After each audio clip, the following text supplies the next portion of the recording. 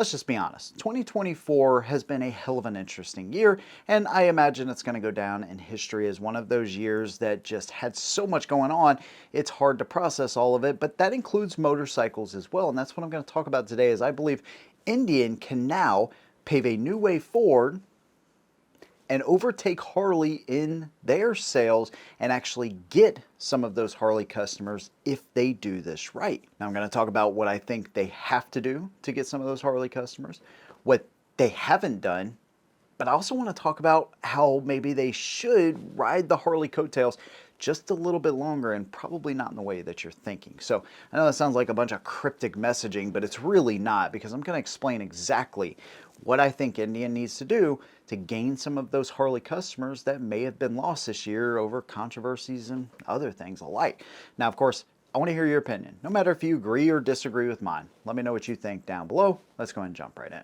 So let me talk about what Indian hasn't done, and it's really kind of shocked me, to be quite honest with you. I'm not going to rehash the Harley controversy. I've talked about it at full length. I've done multiple videos on it, right? We all know about it. We know that to some level it's hurt Harley. But it was interesting that Indian, even though they preemptively kind of dropped some of the DEI stuff as far as on the Polaris side, they kept some of it in there too, and so did Harley. But regardless, I'm surprised they didn't kind of jump at that moment to not necessarily release a new bike, because they had no clue all this was going on, but to kind of poke the bear a little bit, or at least give us some kind of indication as to what they're going to be releasing in 2025, aside from the new Scout lineup.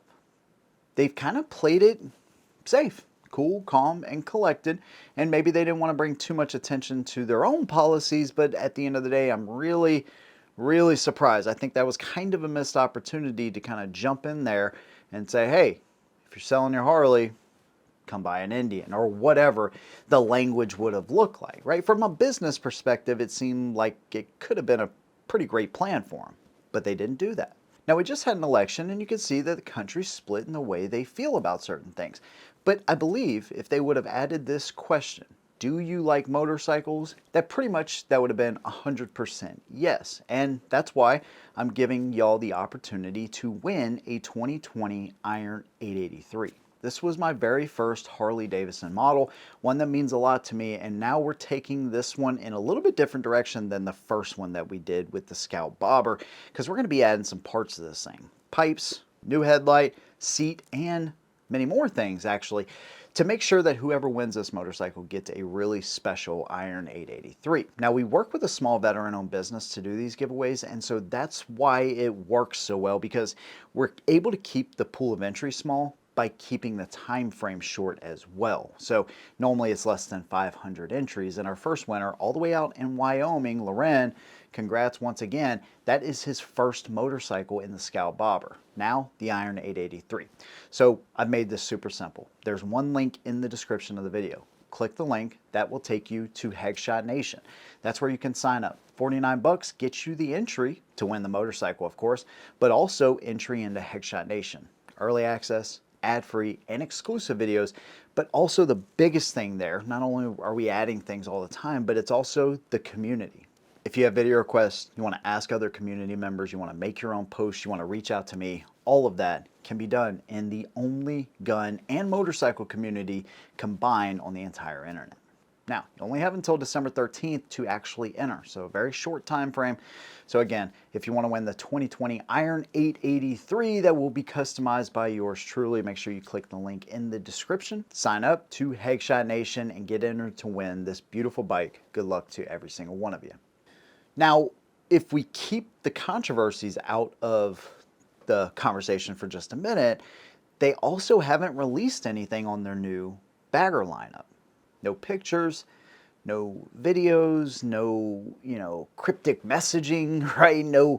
Nothing, right? To tell us what exactly are these new baggers going to look like. And again, dude, I'm not an insider, right? I'm just telling you what I think they have to do. And I'm sure they have to reimagine the baggers. I'm going to talk about that here in a minute, but nothing, right? Just complete radio silence.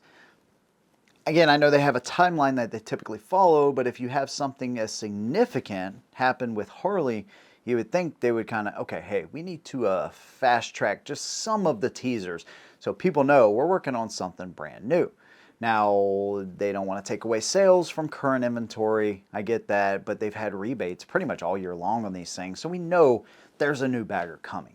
But again, nothing. So let's talk about those baggers though, because we know they have to redesign the entire motorcycle to an extent. And so I want to talk about that, specifically the Chieftain, well, the Chieftain and the Challenger, to be quite honest with you. These are the two bikes that are really going to close that gap and maybe pull customers over to their side.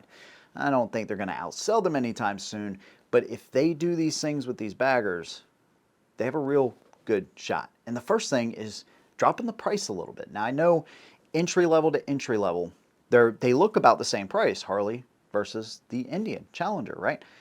But at the end of the day, the Harley is coming with a lot more tech than what you will find on the standard Challenger. You got to go up to the Dark Horse in order to get all of the creature comforts, right? One of the best things Indian does, hands down, is have remote locking bags. I don't know about y'all, but I lock my bags everywhere I go. And I would love nothing more than to never fumble around with a barrel key ever again and be able to hit a button. That's something Indian does. But they need to retain features like that, but also be able to cut the cost. Now, cutting the cost, this is where that fine line is going to come in at the end. So just hang with me. So, bigger engine, right? We know that the 108 Power Plus is a freaking monster, right? That obviously has to be updated. The Thunderstroke desperately needs some kind of update. Now, I assume they're going to stick with liquid cooled because that will allow them to get obviously more power out of these engines. And so I would assume, one of their slogans could be something like, we're not going back. They're not going back to air-cooled motorcycles, right? And so I would assume both motors get updates, bigger engines, bigger displacements, but then making that Thunderstroke a liquid-cooled motor as well, I think would be very significant for them. They gotta match Harley, at least, if not actually exceed them. You got to give people a reason to break away from that Harley name. And so you got to give them more for the money, which is Indian. Indian has actually been pretty good at that in the past, but this year Harley kind of showed out on them when it comes to bang for your buck type of baggers. So aside from that, aesthetics. The aesthetics on the Challenger are really good. Inverted front forks, the headlight looks freaking awesome. The work that needs to be done is less plastic, more breathability in that engine. Let's see more of that. That's just what I would like to see. The bags need to be reimagined, totally, kind of going with that more of that sport appearance. Redesigning that fairing to kind of slim it down. She's a chunky girl now, especially when you look at it next to the Road Glide, right? I've already done that video, but regardless, they need to kind of slim that down, change up the lights a little bit. They're going to have to do some of that stuff. However they decide to do that, it's fine. But also on the interior of the fairing, right? Now you got to match that screen. At least be within an inch or two to make it comparable to what Harley has going on. Now, do they get away from the analog gauges altogether and go full digital? That's what I think they would do. Maybe now, just maybe, they have a couple little analogs there still to kind of, I guess if it flowed with the interior of the bike, I just think they should probably get rid of that to some extent. Keeping the motorized windshield, this is one I could do with or without. It's going to add bulk to the fairing. It just is. So do you keep that? Do you get rid of it? I would say get rid of it. It's a nice feature, but it's not one I don't know that I would use really that much, to be quite honest with you. Or maybe even just having a little simpler mechanism, a hand adjustable type of mechanism. Yes, it's going to cheapen it a little bit, but they do have to cut those costs. So if they want to retain the feature, they cut the cost.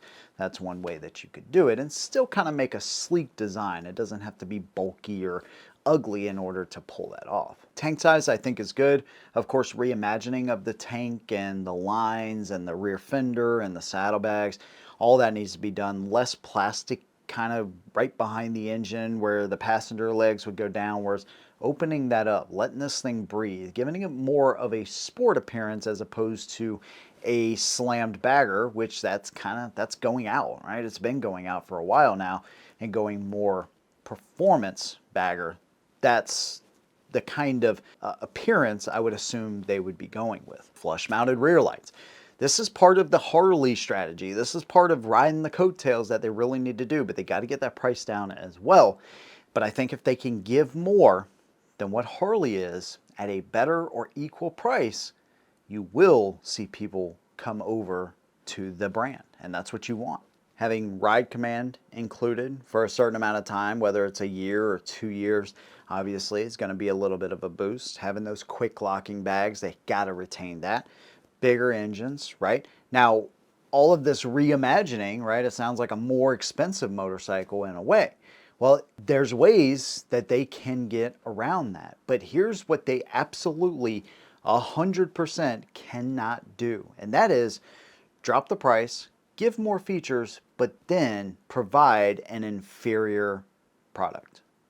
They cannot do that, right? That is not going to win over anybody from the Harley crowd, because one thing about Harleys that you can say whatever you want, but when it comes to clean lines, incredible aesthetics, and just honestly the best looking baggers on the road, it doesn't get no much better than a Harley Davidson. And the fit and finish is always top notch.